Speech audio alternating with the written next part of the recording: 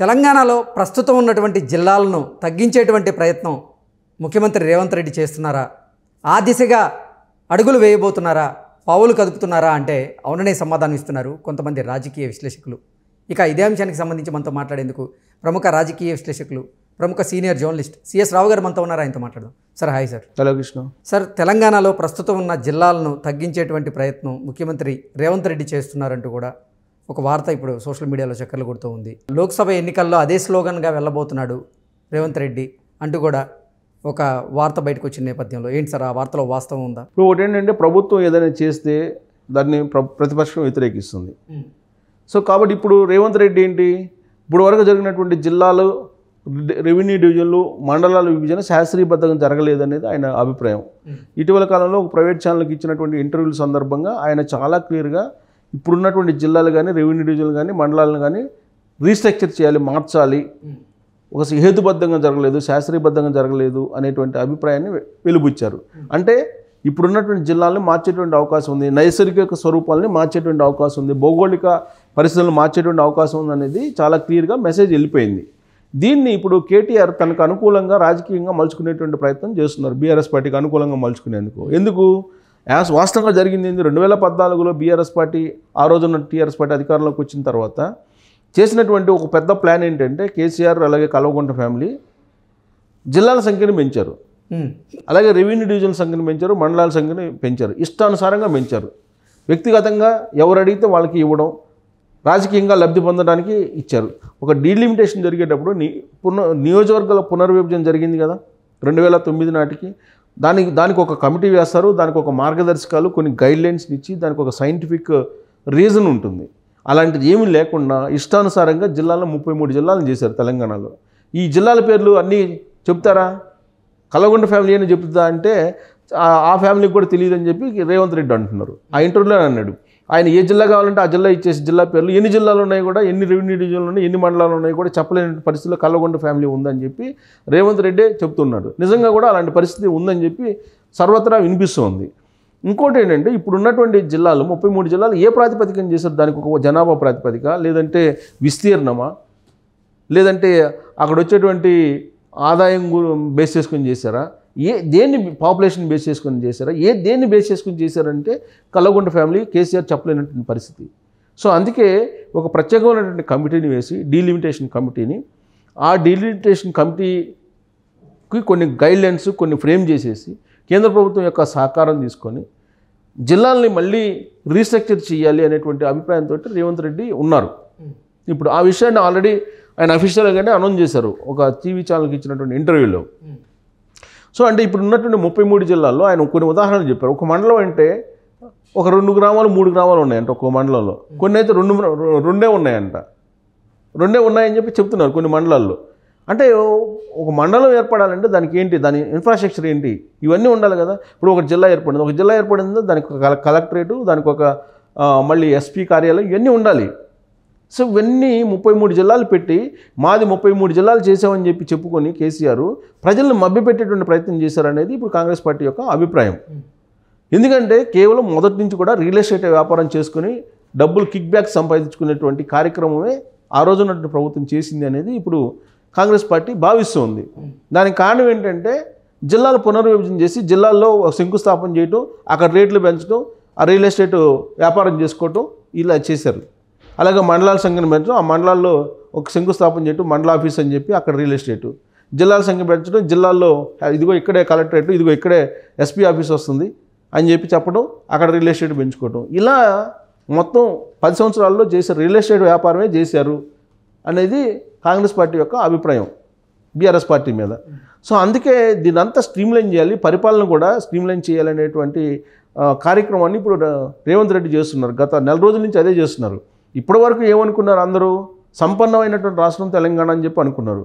కానీ తీరా శ్వేతపత్రాలను చూస్తే ఏమర్థం అవుతుంది? శ్వేతపత్రాలు అంటే ప్రభుత్వం వైపు నుంచి అఫీషియల్గా వచ్చినటువంటి పత్రాలు కదా, వాస్తవ పత్రాలు అనుకోవాలి. శ్వేతపత్రాలు అంటే అధికారులు ఇచ్చేటువంటి పత్రాలు అవి. సో తెలంగాణ ప్రభుత్వం, తెలంగాణ రాష్ట్రం 6 లక్షల కోట్ల అప్పు ఉందని తేలింది. సో అయితే ఇప్పుడు దానికి 6 లక్షల కోట్ల అప్పుతో పాటు ఇప్పుడు ఆల్రెడీ డిస్కమ్లకు కట్టాల్సినటువంటి అమౌంట్ ఉంది, ఎలక్ట్రిసిటీకి సంబంధించి దాదాపు 82 కోట్లు ఏమో అక్కడే ఉందంటున్నారు. అలాగే పౌర సరఫరాలకు సంబంధించి ఒక 52 కోట్లు అక్కడే ఉందంటున్నారు. కాళేశ్వరం 1,00,000 కోట్లు అయిపోయినట్టే, ఆ కాళేశ్వరం అసలు పనికి వస్తుందో లేదో తెలియనటువంటి పరిస్థితి. ఇవన్నీ చూస్తే కనుక భారతదేశంలో తెలంగాణ రాష్ట్రం అనేది ఒక అప్పుల రాష్ట్రంగా మారింది అనేది ఇప్పుడు కాంగ్రెస్ పార్టీ చెప్తోంది. ఇప్పటి వరకు కేసీఆర్ మభ్యపెట్టాడు, తెలంగాణ రాష్ట్రం అద్భుతం సంపన్నం అని చెప్పి. భారతదేశంలో ఏ రాష్ట్రం ఇవ్వనటువంటి విధంగా అత్యధిక జీతాలు మేము ఇస్తున్నాము ప్రభుత్వ ఉద్యోగులకి, కాబట్టి సంపన్న రాష్ట్రం, ప్లస్ తలసరి ఆదాయం ఎక్కువగా ఉంది, సంపన్న రాష్ట్రం అని చెప్తున్నారు. తలసరి అప్పు చెప్పట్ల. అందుకే నిర్మలా సీతారామన్ కూడా తలసరి అప్పు ఏందో చెప్పయ్యా, తలసరి ఆదాయం తర్వాత సంగతి అని చెప్పి ప్రశ్నించారు. ఈ మధ్యకాలంలో రేవంత్ రెడ్డి ఢిల్లీ వెళ్ళి ప్రధానమంత్రి నరేంద్ర మోడీ అలాగే అమిత్ షాని కలవడం జరిగింది, ఆర్థిక మంత్రిని కూడా కలవడం జరిగింది, అలాగే షెకావత్ని కూడా కలవడం జరిగింది, నీటిపారుదల శాఖ మంత్రి. వీళ్ళందరినీ కలిసిన సందర్భంగా వాస్తవాలను వాళ్ళకి వివరించే ప్రయత్నం రేవంత్ రెడ్డి చేసినప్పుడు అంతా మాకు తెలుసు అని చెప్పి వాళ్ళ నుంచి రిప్లై వచ్చిందని చెప్పి తెలుస్తుంది, రేవంత్ రెడ్డికి వచ్చిందని చెప్పి. అంటే మొత్తం కేంద్ర ప్రభుత్వానికి కూడా తెలుసు ఇక్కడ ఉండేటువంటి పరిస్థితి ఏంటి, ఇక్కడ ఏం జరుగుతుంది అనేది. సో రాష్ట్రంలో, తెలంగాణ రాష్ట్రంలో కేసీఆర్ గత 10 ఏళ్ళుగా ఏ విధమైనటువంటి మభ్యపెట్టి ఆంధ్ర అనేటువంటి ఒక బూచిని చూపించి ఆ సెంటిమెంట్ మీద ఆయన ఏ విధంగా సొంత ఆస్తులను పెంచుకున్నారు, ఏ విధంగా రియల్ ఎస్టేట్ వ్యాపారం చేశారు పరిపాలనకు బదులుగా అనేది ఇప్పుడు కాంగ్రెస్ పార్టీ ఎత్తి చూపిస్తోంది. ప్లస్ కరోనా సమయంలో ఇంటి నుంచి బయటికి రాకుండా హాస్పిటల్స్ ఇష్టానుసారంగా బిల్ చేస్తున్నా కానీ అసలు ప్రభుత్వం ఉందా లేదా అన్నట్టు ఒకళ్ళు 70 లక్షలు, ₹1 కోటి, ₹1,50,00,000 కూడా వేసినటువంటి ఆసుపత్రులు ఉన్నాయి. ఇదేమని ప్రశ్నించినటువంటి పాపాను పోలేదు ఆ రోజు ఉన్నటువంటి కేసీఆర్ ప్రభుత్వం. సో ఆ రోజే చాలామంది ప్రజలు శాపాలు పెట్టారు, నిన్ను క్షమించరు ఈసారి అని చెప్పి అప్పుడే చాలామంది శాపాలు పెట్టారు కేసీఆర్కి కల్వకుంట్ల ఫ్యామిలీకి. సో కాబట్టి అంత అసహనం, అసంతృప్తి, హ్యూమిలిటీ పెరిగిపోయింది తెలంగాణ సమాజంలో. దాని ఫలితమే ఇప్పుడు మొన్న వచ్చినటువంటి ఫలితాలు.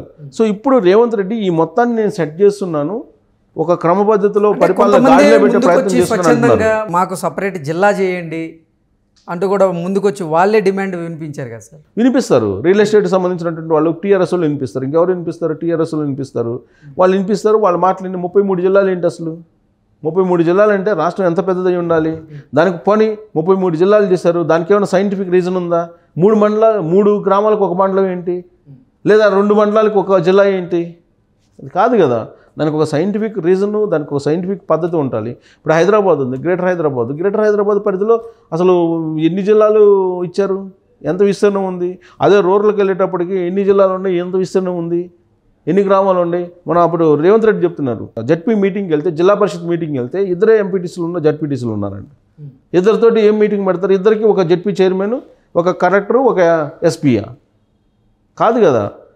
హాస్యాస్పదంగా ఉంటుంది అలాంటి పరిపాలన. అందుకే మేము స్ట్రీమ్లైన్ పెడుతున్నామని చెప్పి రేవంత్ రెడ్డి చెప్పారు, స్ట్రీమ్లైన్ చేస్తున్నాం పరిపాలన. ఆ స్ట్రీమ్లైన్ చేసేటువంటి భాగంలో ఈ జిల్లాలను కూడా క్రమబద్ధీకరిస్తామని చెప్పి చెబుతున్నారు, మొత్తం రీషఫుల్ చేస్తామని చెప్పి చెబుతున్నారు.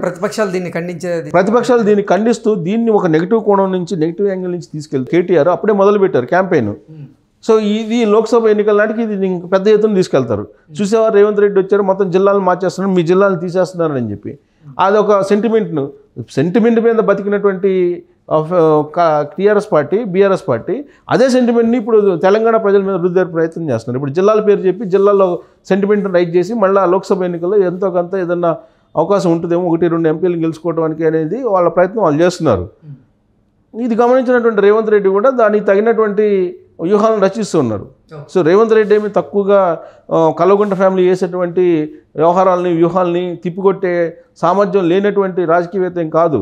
సో లోక్సభ ఎన్నికల్లో ఖచ్చితంగా రేవంత్ రెడ్డి సత్తా ఏందో అనేది కల్వకుంట్ల ఫ్యామిలీ చూడబోతుంది, చూసేటువంటి అవకాశం కూడా ఉంది.